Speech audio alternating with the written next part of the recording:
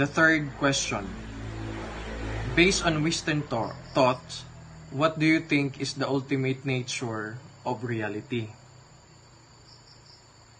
So in Western philosophical thought, the ultimate nature of reality is often understood as something objective, structured, and knowable.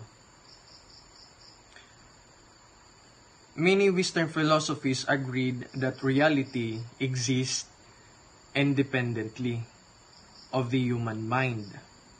For example, realism states that the physical world is real whether we perceive it or not.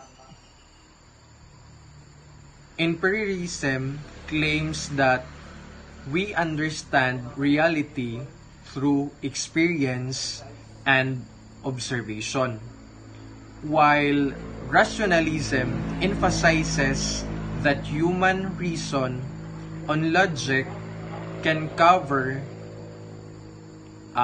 existence.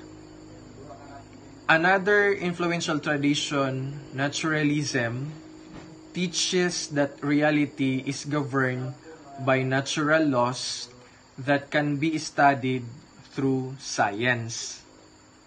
They can together respected that show Western thinkers believe reality is not a product of our thoughts.